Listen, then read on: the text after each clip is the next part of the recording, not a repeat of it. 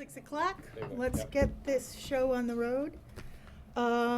First of all, if you are able, please stand and join us in the Pledge of Allegiance. Whoops. I pledge allegiance to the flag of the United States of America and to the republic for which it stands, one nation, under God, indivisible, with liberty and justice for all. Okay, thank you. Carrie, can we get the roll call, please? Sure. Councilmember Ellenboss. Here. Hopkins. Here. Ingalls. Here. French. Here. Mayor Shepherd. Yes, here. Thank you. Would someone like to make a motion to approve the agenda as presented? Make a motion to approve the agenda as presented. So moved.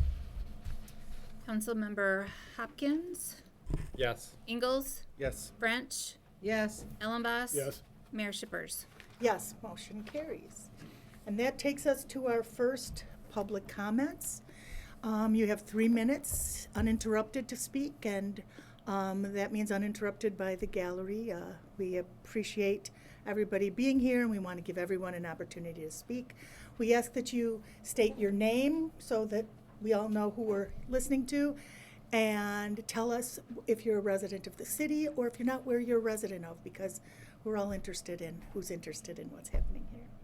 So with that, I open our first public comments.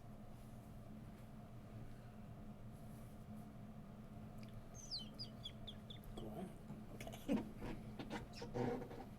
Mark Lagerway. I live in the city. And I just would like to thank those of you who have volunteered your time with discernment and grace, especially UTI. Thank you for your service during this interesting year. And just want to say thank you. Thank you.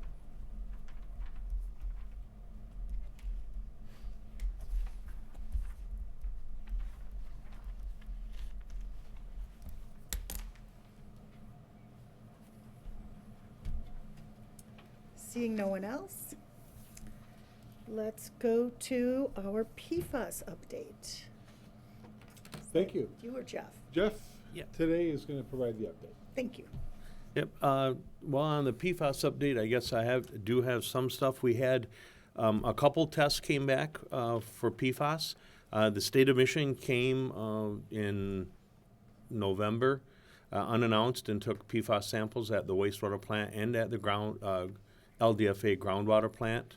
Both of those came back in, and both of those were very comparable to what their last results were, which was below drinking water standards for the new federal, well, certainly the state drinking water standards, and below the new federal drinking water standards too. So both of those we also did at the LDFA. We did a test for the PFAS coming into the air stripping tower and leaving the air stripping tower just to see if we're losing any in the air stripping.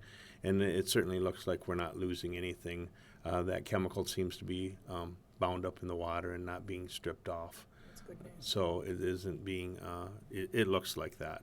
We're going to have some professionals look at that, but the data we're getting back certainly indicates that. So, Great. and that's about it for me.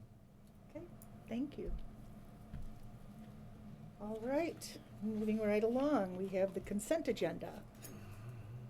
And in that includes the minutes from the meeting December 1st. I'd make a motion to approve the consent agenda as presented. Support. Councilmember Ingalls. Yes. French. Yes. Ellenboss. Yes. Hopkins. Yes. Mayor Shepherd. Yes, motion carries.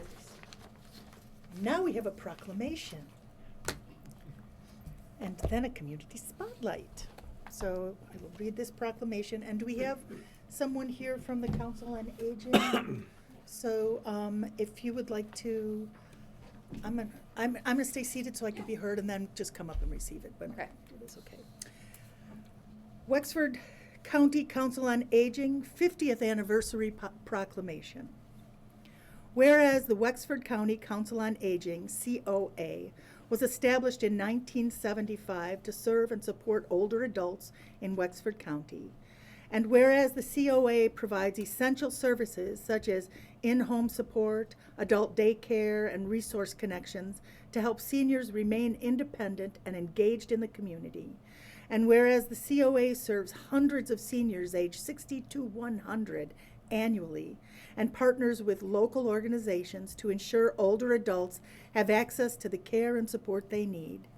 And whereas the COA was funded fully by donations at the beginning stage until 2000, when they became funded by millage support.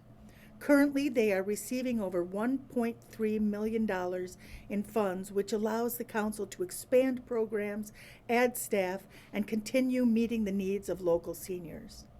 And whereas programs and services have grown over the years to include housekeeping services like cooking, cleaning, and laundry assistance, respite care for caregivers, personal care needs like medication setup and options counseling, and whereas the COA, now in its 50th year, continues to be a valuable resource for seniors' individual needs and their families who are seeking guidance to support their loved ones.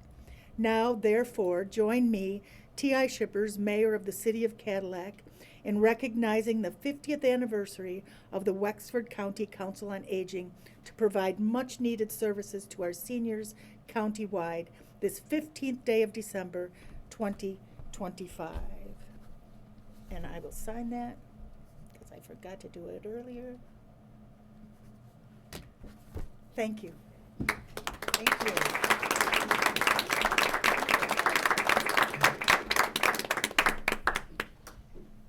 And now, our spotlight is, guess what?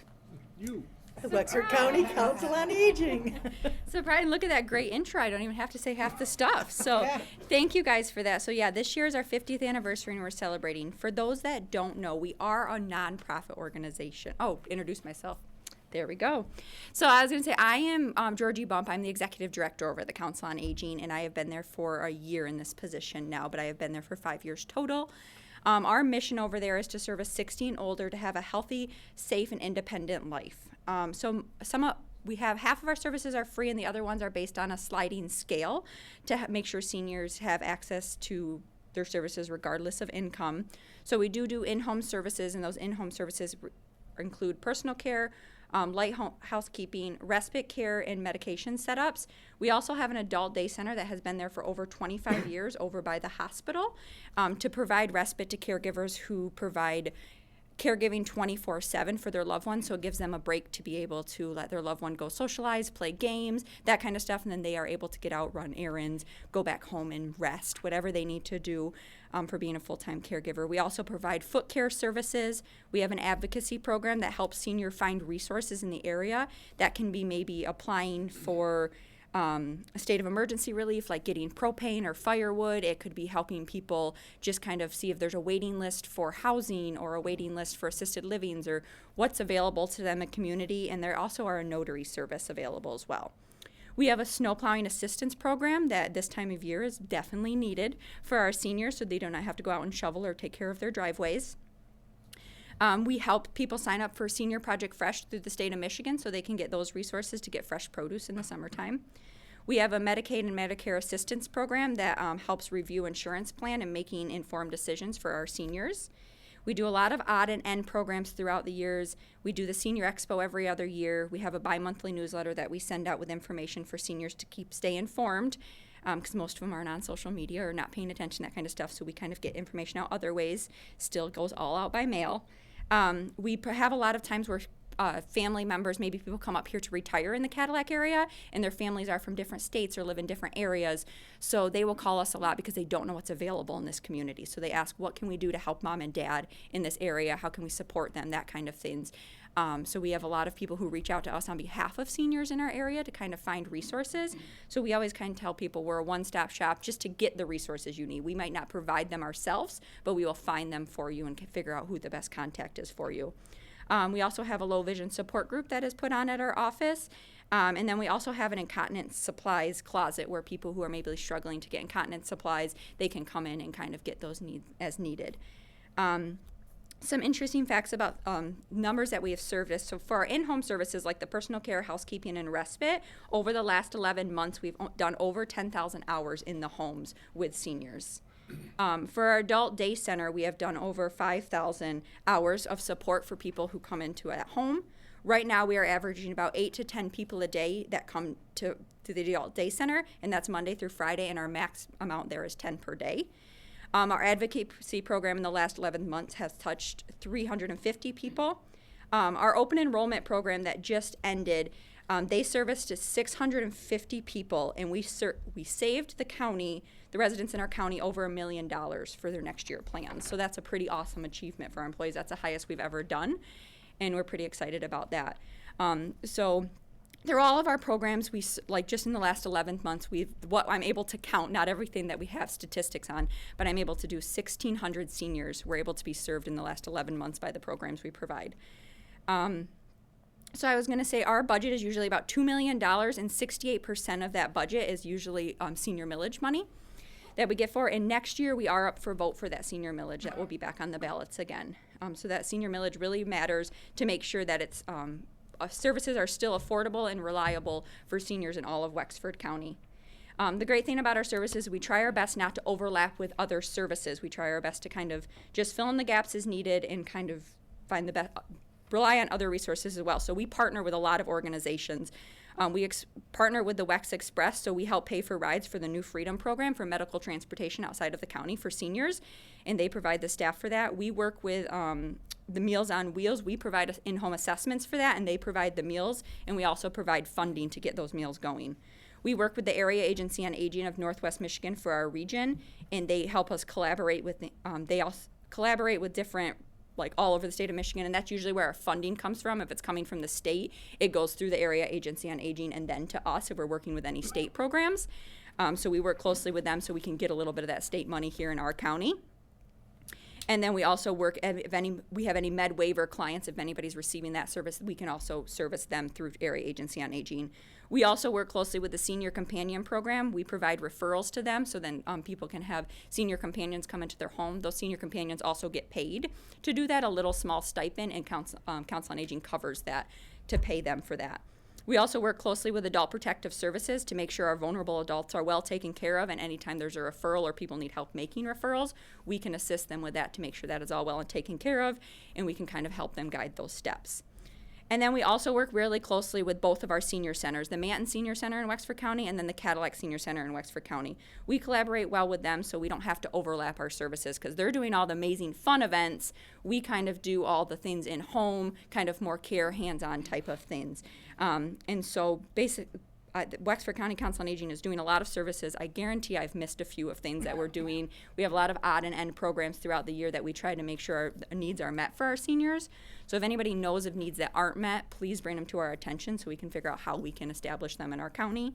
And then I think Diane's going to say a few quick things about what the Cadillac Senior Center is doing that we collaborate with. Thank you. Yeah, go for it. Thank you, Georgie. Hi, I'm Diane Patterson, the director of the Cadillac Senior Center, and we have a very unique relationship with you guys. We are partly funded through millage dollars. We are a community schools program, which is a collaboration with the city of Cadillac, the community schools, and the city. So it's exciting that we get a chance to have our building, which is owned by the city of Cadillac. We love where we are. We could not duplicate that space. We use it well. And the reason we use it well is because we have a plethora of activities going on. Anywhere from fitness activities to social activities, because isolation is a dream killer. So we pull in the people and get them with us. So they are not isolated, they are socializing, they are exercising, they are knitting. We send about 100 hats and mittens to Project Christmas that we have knitted. So we repurpose things to give back to our community. And I want to thank you for our building. And as I look at our numbers, our participation logs, like October 1,400, 1 month, I'm thinking that building is the busiest city building that you have. 1 month, October, 1,500. So isn't that exciting? So we are using your space and putting it to really good use. And probably the crowning achievement is I'm also trying to get rid of the stigma of a senior center. How old do you have to be to go to the senior center, right? Well, we were labeled by United Healthcare, Priority Health, and numerous other insurance companies as a fitness center. So you can say now, I'm going to the fitness center to work out, which is a very cool designation, which means we get partially some funding through the insurance companies for having people participate in our activities. So I do have some things I can leave you guys. I've got newsletters, and our newsletter, we are now live with a new website, and it's through our publisher. So you can go to our website, CadillacSeniorCenter.org, and view our 16-page newsletter. Wow. So thank you. I appreciate your time. Thank you so much. Thanks Thanks, for all you Diane. do. Thanks, Georgie. Good job. Did you have brochures, Georgie? Yeah, I just have 2 of them. Okay. I've served on the board for the Council on Aging for the last 12 years and am amazed at the dedication of the staff at the COA. There's a staff of about 30 plus staff members that some office, but then others that go into the homes, as Georgie described, for all of those caregiving needs. And it's just an amazing organization. Our seniors are in good hands, but I just often people still don't know that they exist. So hopefully this will give further platform to the organization so that people listening can think to call the Council on Aging or the Senior Center if you're just looking for a good time or somebody to share lunch with a couple of days a week, or take trips. Diane didn't mention, but she takes trips all over the country, and there's buses through Diamond Tours that take people.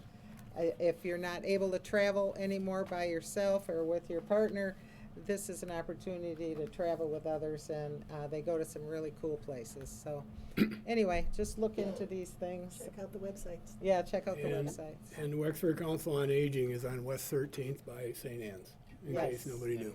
Yes. Right. Not the same building. Right, they're in two Senior different centers at the buildings. Naval Reserve and the. Yes. Good point. Thanks, everybody. City managers report. Thank you, Mayor and members of the City Council. This evening, I have just a few items. First one is request for consideration for our calendar year 2026 council meeting schedule. In the packets, you'll see the council communication. Per our city charter, City Council shall meet at least once per month on a regular day and hour to be established. In the past, City Council has set its annual regular meeting schedule for the first and third Mondays of the month at 6:00 p.m. unless of a conflict due to the proximity of holidays where city offices are closed, or if it is the day before an election. It's common for staff to take vacation or personal time off, especially when offices are closed for holidays. And the council chambers are also commonly used and need to be set up the day before there is an election. The packet, again, has a communication that lists the recommended schedule for 2026. The City Council also may, under the charter, call special meetings whenever they need to. That happened this past year probably a handful of times. And so I would anticipate that that would happen again a handful of times in 2026, especially as we look at calling special meetings for our strategic planning and budgeting sessions that happen in the spring. So unless there's any questions. Nope, I'm good. Okay. I'd make a motion to approve the calendar year 2026 council meeting schedule as presented. Support. Councilmember French, Yes. Ellenboss, Yes. Hopkins. Yes. Ingalls. Yes. Mayor Shippers. Yes, motion carries. Thank you, Mayor, members of the City Council. Next item is a reporting out of emergency purchases. Unfortunately, from time to time, this happens where we need to move ahead when timing is of an issue with purchasing that is above our administrative spending authority. This did happen 3 times. The city code allows for this to occur as long as the city manager then reports back out to city council as to what the issues were and what the spending amounts were. So I'm just going to take these one at a time. The first one was the demolition of 536 Cedar Street. This property went through condemnation process and we did receive a court order to have the home demolished. The project was competitively bid and it went to the lowest fully compliant bid of $17,000. The property did contain asbestos materials and therefore it had to be completed by a contractor that was certified to handle and properly dispose of these hazardous materials. The site was very much blighted and it was also very much causing a public safety hazard, which is why getting it condemned was important to have happen, but most importantly, getting it demolished was urgent to have happen. The costs will be recorded as a lien on the parcel. However, the value of the property itself is expected to be below the costs incurred. So whether we actually ever get the $17,000 back or not is really anyone's question.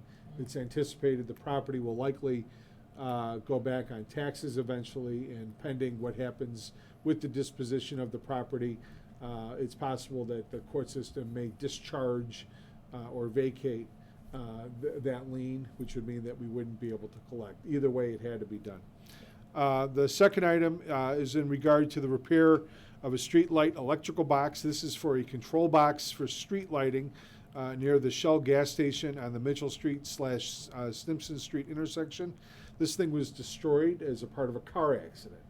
Although the street itself is owned by MDOT, the city is responsible for all of the street lighting, and we had to get a special electrician done. The work is still yet to be completed, but the amount is going to be around $10,775. We are going to be receiving a reimbursement check in the amount of $10,062.50. So, all in all, the out-of-pocket to the city is going to be rather negligible. However, there's still money that's going to be coming out, and that money coming out is still going to be money greater than the Administrative Spending Authority, which is why I felt it was important to report it out accordingly. Is that insurance paying for that? Yeah, insurance is paying the balance. Similarly, the replacement of fire department public safety radios for the frontline firefighting staff had to start as those radios started to fail last spring. The lead time required to get the order, receive them, get them programmed was placed immediately, and that amount was $17,275. Understand that we will be getting reimbursed through a federal grant, and the radios that we purchase will then be used as backups. And so again, it's not going to be an expenditure, but it is an expenditure technically as of right now. We will be getting a reimbursement through I think it's through a FEMA grant that was received. So, and that was the final item to report out on. Thank you. You're welcome. If I may, Yes, move on to the last. So I'm going to just spend a few minutes talking about grants really quick, sort of a grant update. And I do believe that Teresa, who is here, is going to be putting together something for a more thorough presentation to City Council, probably sometime after the new year. But I really wanted to take a minute to not just thank City Council, because ultimately a lot of what we receive in terms of grant funding does require support from the legislative body, but also to thank staff and to thank the consultants that serve in roles with the city that are important roles, from legal with Foster Swift to engineering with Brian and Newhoff. Our staff, Teresa Waldo and her group of two, Abigail, Pluger and Danielle Timmer, Jeff Dietland and his group is really, it's really important that these people are acknowledged. Stacy Carter and Caitlin Torrey and his two Patricks that run water and wastewater respectively. It really, truly is a team effort. Owen Roberts and Carol rounding off the finance department. And I took a snapshot, and I'm just going to show you. This is essentially the last 10 years, and I know you can't see anything, and I'll just show it to the audience and to the camera to see what I'm going to be looking at. So just bear with me if you could. But I highlighted just the last 5 years of this chart, and so looking at and excuse me as I take my glasses off here for a moment, but the road extension project for the Potvin Industrial Park is something that we probably never really championed, that we received monies to help pay for engineering costs so that when eventually we have the ability of moving something forward for construction, we've already got $100,000 worth of work behind us. And that was something, that goes back to 2023. The $250,000 that we received also in 23 from Consumers Energy Foundation that helped create our micro parks that this spring we're going to eventually do a ribbon cutting on, now that they'll finally be done and complete. 80,000 from Rotary Club for Diggins Hill, and I can't even begin to tell you how many different Rotary Club line items there are in this chart. But that's just an example. A brownfield redevelopment grant of 817, almost 818,000 is out there right now. That's pending. That we're looking at using to help with all the public infrastructure pieces. That one hasn't come in yet, but we're anxiously anticipating getting some good news. One that did come in, 750,000 in 23 for the market renovations through the MEDC Public Gathering Spaces program. I mean, these are huge numbers that are able to make such a transformational difference in our community. And I don't need to sit here and just go through this whole list of things. Obviously the one that we've been very excited about is the $8.2 million that Eagle has been able to essentially sequester for us through the federal disadvantaged environmental communities program. In fact, I just had a call today with an administrator in Senator Michelle Hoytinga's office, just to kind of get an update. And he is very cautiously optimistic that sometime shortly after the new year, the Senate Fiscal Agency will be taking up this matter and bringing it forward to the legislature so that it can be appropriated accordingly. Now, he doesn't know exactly what that time frame will be. He thinks that maybe towards the end of January is when the Senate Fiscal Agency will have their meeting, and then after their meeting, it'll then proceed on to the next step before it goes to the legislature. But these are real grants. It's going to happen, and we're really excited. And it's frustrating, of course, because until the state get their homework done and get the money appropriated, we can't plan or spend money planning on any of it, because that would then render it Right. not eligible to Right. get reimbursed. And Right. so we also don't have the rules from the state, which will be in their form of a grant agreement, we can't get that until it gets through their process. And so, you know, we'll, as soon as we have it, we'll be moving forward with, you know, informational meetings with our public and obviously briefing city council so that we can all in lockstep move forward with what we'll have to do here legislatively to make this work. So, yeah, a lot of work ahead. It's all great stuff, you know, and we're certainly excited about it. So, Excellent. yep. Thank you. Thank you. Okay, that takes us to minutes and reports of boards and commissions. We have minutes from the Elected Officials Compensation Commission, and of course, none of us serve on this. So I was seeing on social media about people saying that we're paying ourselves all this money. I think I would just like to let you know they did authorize an increase in salary for council members and the mayor. Taking it, it's about, so for the year 2026, a council member will be making $3,600 for the year. That's $3,600 a year for all the things that council members do. And the mayor will be making $5,100. So when I see on social media, I just chuckle to myself about how we're all just lining our pockets up here at the in city council. We are basically gas money, but that's not why any of us are here. So they approved that. We do have the option, I believe, to accept or not that. I don't think we need to. But we could say no if we wanted to. There's a The chart. increase was $100 for each of them. Each Yeah, one. yeah. And they did put in their minutes, what our fellow communities, what their compensation is. So you can find all that online, but I wanted to make sure to point that out.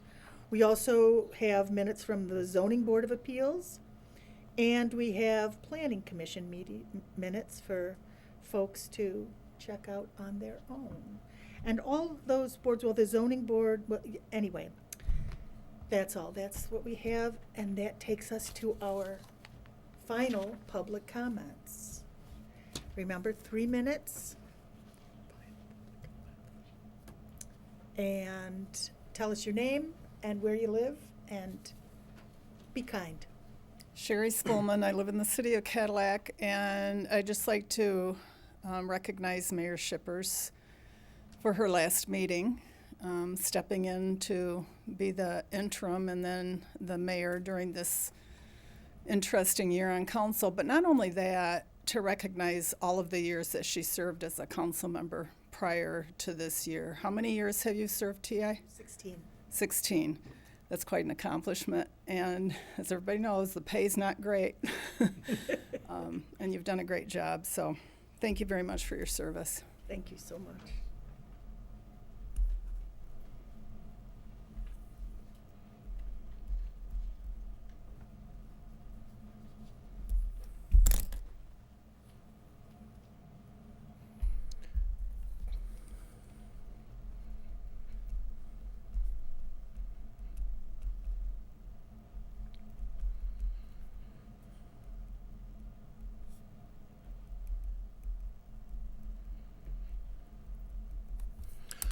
Gary Van Houten.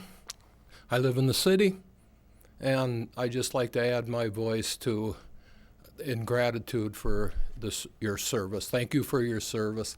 I know when you took over and Mayor Filkins had resigned, had stepped down, that it was a dark time in the city.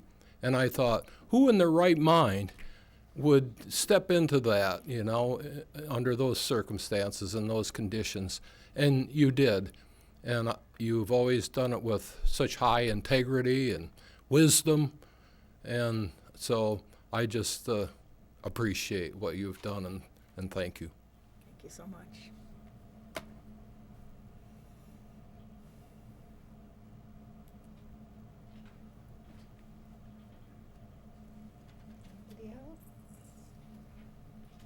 you ready to, okay? Martin Dubrovic, 406 East Chapin. I just had a few thoughts about the zoning that's being discussed. I'm interested in what's being discussed with regard to zoning, but there are 3 meetings. They've been during the business day. I don't know why that's been the case. I can't attend. And, we out of 10,000 people, I think there were 50 surveys submitted. I tried to get online. I couldn't find it on the city website. And I've talked to others. The meetings, from what I can understand from the people who went there, they weren't open for public questions. I think before we change existing zoning, I think it'd be reasonable to spend time on enforcement. For the new city council, I hope that that's discussed. For instance, do the city council members know who the zoning officer is, the enforcement officer, and do they know the roles of the enforcement officer? I think enforcement needs to come first before there's changes in zoning. There's talk about R1 and short-term rentals.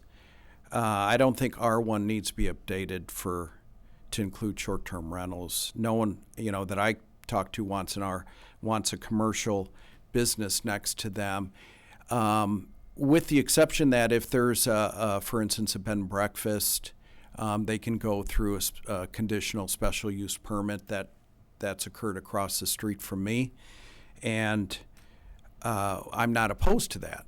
I'm not opposed to an owner-occupied bed and breakfast, but they got to go through a process, and the residents around that proposed property need to be contacted for a special use permit. And the one thing I'd also like to add with regard to zoning, we repeatedly hear negative things about spot zoning. We don't want spot zoning. We don't want spot zoning, but we do spot zoning all the time. Anytime there's a variance, anytime there's a special use permit, there's spot zoning. And I don't think that's a bad thing, especially in a historic neighborhood. Spot zoning is, I think, the way to go. So those are my comments. Thank you. Thank you.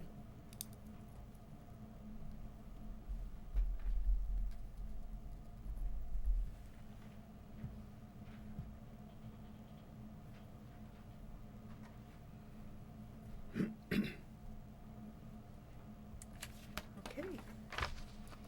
Seeing no one else, we can move to the good of the order. There's some fun things going on in town. Oh, I don't like fun. What?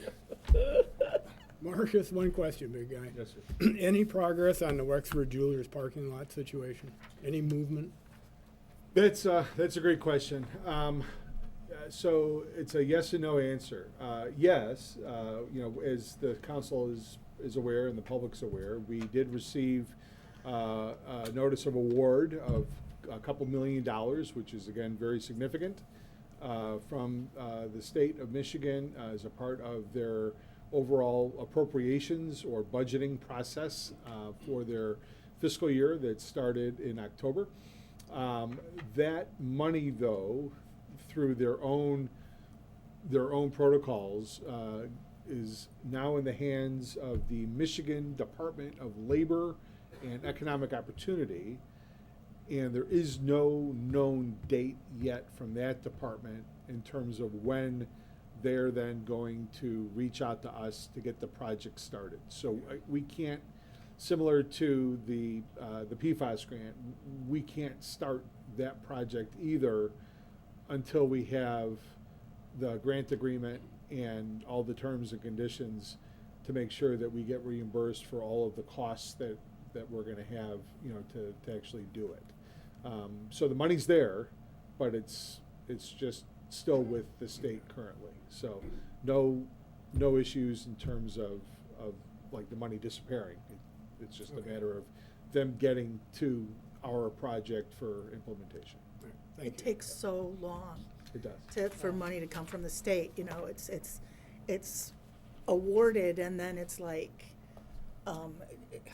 it's And excruciating. it's a bit, you know, nerve-wracking. Sure, because it's dire. And every day that goes by, not only could the condition get worse, but the price could go up. And Right. the amount that's been allotted isn't gonna change. Right. So, you know, I did mention that to Mr. Wirtz on the phone Good. today about the PFAS program, so. Good. And- Go ahead. Go ahead, keep going. Oh, different topic. I had a couple updates, so let's hear another question from Oh, you. I was just gonna say thank you to the Senior Center and Council on Aging. You both do a great job. I went out to Council on Aging when I had to get my, when I turned 65, sat down with somebody, they were very helpful. I really appreciate it. Thank you. Thanks, Diane. Now you can go. Okay. So I just wanted to mention regarding some of the public comment we received today and the zoning, there is right on the city's homepage, right smack dab in the middle, under news and what's the word they call it? New and happening, I think. News and announcements, sorry. There is a blip that says zoom in on zoning. And if you click that, it takes you to a landing page where there's a hyperlink to a current survey that's available. In fact, for those that haven't seen that yet, the poster board right out front in the lobby has got a QR code to get you right to that survey as well. Please, please take a look at it. We did send in a mailer through utility bills to every account in the city that QR code. And as a member of the public mentioned, I think we got like 60 responses back. Also, just trying to clear up the meetings. There are two different types of meetings that are happening. There are advisory committee meetings that are during the day. I believe they're all scheduled for 10 in the morning, and there's only a handful of them that are for the advisory committee. As a courtesy, they're all open to the public. But they've been scheduled around essentially the availability of that group. There are also educational session meetings, and those are in the evening. I believe those are at 5 o'clock in the afternoon, and that is also open to the public and geared more towards providing an opportunity for the public to participate and have input. In fact, at the last educational session meeting, there was a series of tables that were set up and sticky notes and cards for people to actually actively participate in providing feedback to the consultants that are then digesting that feedback, analyzing that feedback, and sharing it with the advisory committee. And so that is how those meetings are set up. This is all, again, just research and information gathering. Ultimately, the consultant will be putting a report together. That report will provide their findings, and then it'll go to Planning Commission, and I'm obviously summarizing this before it then comes back to City Council for any kind of consideration. And those processes themselves dictate legally that there are public hearings, formal public hearings, that'll be presumably in this room for that, but maybe a different space if we need to. So lots of opportunity for Yeah, questions and absolutely. input and stuff. Okay. And again, the survey is still out there, still live, and would encourage everybody to take it if you have not. Wanted to mention just something kind of interesting with all the snow and the winter weather we've been having, which I find interesting. How over the last few years it seems like we didn't have anything on the ground at this point. And now we have a ton. So looking at 2025 up until today versus all of 2024 and all of 2023, okay? So we have spent 1,043 hours working on snow issues, snow and ice, just so far this quote-unquote winter. All of last year, 688. All of 2023, 388.50 cents, or 388.50. winner. This year so far, we have used 346.25 tons of salt, 46 tons of a salt sand mix. with a total of 392.25 tons of product. Last year, all of last year, it was 356.25 in total tons, and all of 2023 was 271.75 tons. So the cost for salt in 2023 was $71.30 a ton. The cost for salt in 2024 was $69.87. You know, it ebbs and flows as a commodity does. And the salt cost per ton that we've been locked into now for 2025 is $70.47 a ton. And as council may know, it feels like as soon as we believe winter's done, we're actually back before council. Right. I Asking think for in more March money or for April salt. or something, asking to lock in the price for salt for the next winter. But it's just interesting, you know, in terms of how fast we're going through the product. I mean, you know, it's Mother Nature. It's certainly possible that we'll need another allocation of salt, depending on what happens. We're in the first month of winter. Yeah, we're in the first month. It isn't right. even the I don't first even day think of winter's winter. happened. Right, we Yeah, haven't the even first day of got to winter winter isn't, on the so. calendar yet. And then the last comment I wanted to share is that I am fairly certain that over Mayor Shipper's 16 years, I have been here with you that entire time, because I believe you got elected the day after I started. And so this is incredibly a very bittersweet moment for me personally and professionally. I can't begin to thank you for your mentorship and the time that you have committed to, you know, not just the community but to this organization. It's been invaluable and it's been incredible. And you know, from the bottom of my heart, thank you so very, very much for just everything. And and don't go too far. Well, I live right up the block. I'd like to thank TI too. Otherwise, if it hadn't been for her, I'd have never been in this seat. Well, talk to me after you've been doing this a while and see if you want to. Right.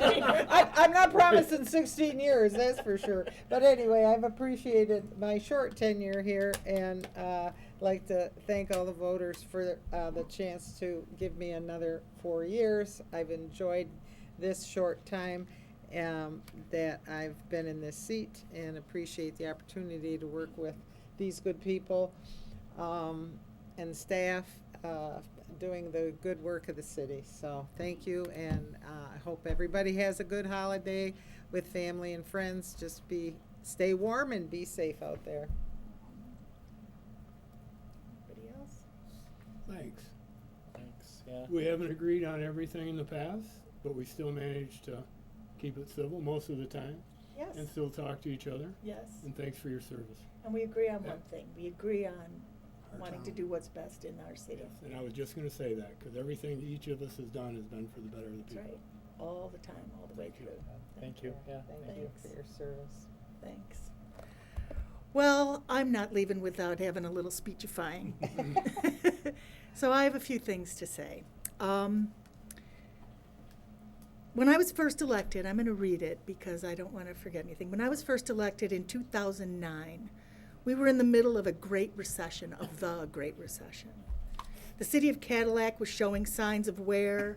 Our constitutionally guaranteed state revenue sharing had been slashed, creating major financial challenges for the city. We had to tighten our belts and pare down to a much leaner organization. We did this mostly through attrition, not filling positions held by retiring or leaving staff. Of course, that didn't mean we would no longer perform those duties. It meant that the remaining staff had to wear multiple hats to keep things running seamlessly, and they did. Manufacturers struggled to stay afloat. Downtown businesses were doing the same, with many empty storefronts and an uninspiring streetscape and landscape. City Council itself was mired in disagreement and discord, with separate factions pitted against each other, hindering progress. I was asked by both factions to run. And while it was the furthest thing from my mind, and further still from my life plan, I accepted the challenge and ran as a bridge builder. At that time, I willingly admit, I was clueless. But luckily, we had a talented professional staff who showed me the ropes, and I, of course, was willing to learn. Since that time, I've shared this side of the dais with a plethora of different council members, some forward-focused, some not so much. But despite all that challenge and change, in the past 16 years, we have seen remarkable transformation in this city. We have brought community together to create a vision and implement one of the first and by far most successful crowd-funded public development projects in Michigan. We transformed an ugly eyesore of a parking lot between the core downtown and beautiful Lake Cadillac into the Cadillac Commons, with incredible public spaces, including the market, trailhead, Rotary Performing Arts Pavilion, splash pad, fireplace, and picnic areas. The overhead wires that crisscrossed the area were buried, creating an unhindered view of our lovely lakefront. By the way, this project rightfully earned our city manager, Marcus Pecha, multiple accolades, including the Michigan Municipal League's Community Builder Award. During my tenure, we have faced many challenges and met them. When the only municipal well field was situated adjacent to heavy industry, with a contaminated plume making its way steadily toward it, we worked to find funding to build and get online 2 new state-of-the-art separated well fields, each tapping aquifers of the highest quality. Cadillac municipal water is safe well into the future. When the job creators of the community described the need for workforce housing, we joined with regional housing experts to find a way to meet that need. We set out to make zoning adjustments and attract developers, generating many new housing units, with more on the way. Again, we, meaning our city manager, received another award, the Community Cornerstone Award for Housing Leadership by Networks Northwest. When unemployment plagued the community, we attracted new manufacturers and small businesses to Cadillac, bringing more good jobs. While other small cities struggled to keep their downtowns alive, we worked with the DDA and community development to help transform downtown into a thriving destination for citizens and visitors alike. We have seen entrepreneurs, developers, and small business owners choose Cadillac, helping make this a great place to live, work, raise a family, and shop. When short-term rentals threatened to disturb the peace in residential neighborhoods, we added language to the zoning code to delineate where and where not short-term rentals could exist. Then, in answer to the rising need, created a new position within public safety for a code enforcement officer, Juanita, we all know Juanita, by the way, who reports each month on her progress. We all get those reports, and they're available for everyone to see. We created the Cadillac West Authority that provides our tourist district along M115 to cooperate, improve, and thrive with a focus on our visitors as well as citizens of Cadillac and the surrounding areas. Since then, that business district continues to crush it with new businesses, festivals, and events that draw flocks of folks to that area. Then, when we faced the reality of forever chemicals in local private wells, we worked with MPART, community organizers, the health department, and more to seek solutions to protect all our neighbors from contaminated water. We implemented a private well testing program free to city residents, then helped them navigate how to get filters if needed. Meanwhile, providing free, safe drinking water, first delivered to homes, testing positive for those forever chemicals, then offering free drinking water distributed at the West Side well field that still continues to this day. Meanwhile, we worked undaunted seeking funding to help our neighbors hook up to the Cadillac municipal water that is regulated, tested, with PFAS never detected. Denied by multiple grant sources, our hard work finally paid off with probably the largest grant the city has ever received, $8.2 million, to get everybody hooked up and safe. There are many other improvements, though smaller and less obvious maybe than the ones I've already pointed out. We have curbside recycling. We've had a Mayor's Youth Council, where high school students in the community have been able to participate sitting at this desk and participate and learn what public service means. We have a huge swath of land on the east side ripe for new housing and economic development. We have a roundabout that replaced a dangerous intersection at Plett Road and 13th Street and another on the east side at Cass and Crosby Roads. We have a new home for the New Hope Shelter. We have implemented a natural shoreline on the lakefront park to curb erosion, deter geese, and help keep the lake clean. Thanks to Councilmember Spolman, by the way. We have managed Eurasian milfoil in the lake, keeping it a recreational, the recreational jewel that it is. We have new pickleball courts along the lake. We have worked with the Senior Center and Up North Arts to improve and maintain the old Naval Reserve building. We've managed and beautified Maple Hill Cemetery. We've restored and improved the Sound Garden. We have a new walking bridge over the Clam River on the McKillop Walkway. We have several displays of public art in the parks. We have 2 new playgrounds, both the blue playground, the accessible playground along the lake, and the new playground on Diggins Hill, with a brand new grant recently awarded for Phase 2, a sensory playground also on Diggins Hill. We have 2 new micro parks along the White Pine Trail. We've repaired hundreds of miles, more than hundreds of miles of streets and infrastructure throughout the city. We have new police cars and gear for both police and firefighters. That's quite a list, and I could go on and on and on and on and on and on. But I think you get the point. However, there's another essential point I really need to make before leaving this dais for the last time. When I say we, describing each of those remarkable accomplishments over the past 16 years, what I really mean is the people who work every day in this building, or the water treatment plant, or the well field, stores, maintenance buildings, and more. Sure, City Council made policy, but these are the folks who made it happen. I mean the folks who staff the front desk, the clerk, the treasurer, community development team, public safety, finance, human resources, utilities, and public works. I mean the folks who keep the parks beautiful, who show up to make sure the facilities are ready for events. The folks who run your elections, take minutes, and maintain the website and social media presence. The folks who process your utility bills, FOIAs, and applications and permits. I mean the folks who water the plants, hang banners across Mitchell Street downtown. The folks who empty trash cans in the park. I mean Jed, who shows up every meeting to make sure that the community can see what happens in this place, keeping this work transparent.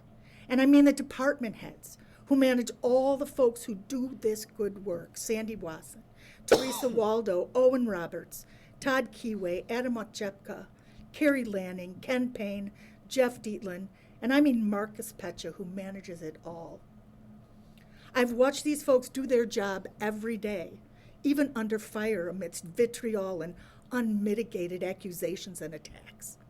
I have watched them put their noses to the grindstone, tirelessly focused on solutions while neighbors screamed for retribution.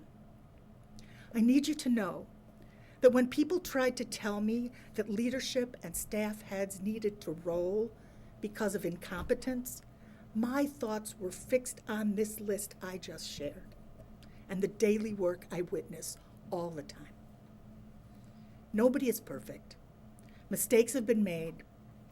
But when you have the long view, when you see the big picture, you can't help but see that this city I love and the people who live here are in good hands.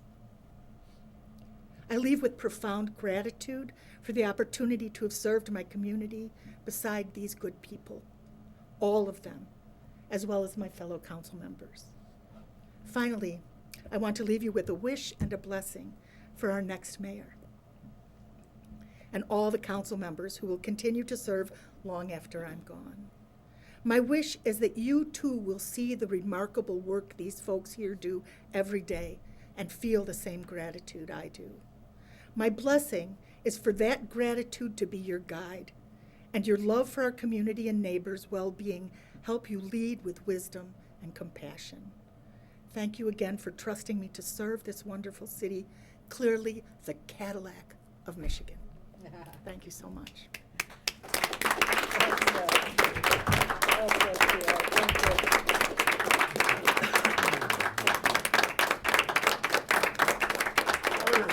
With that, Hang on, one more time. meeting is over. Thank you. Meeting is adjourned. Thank you so much.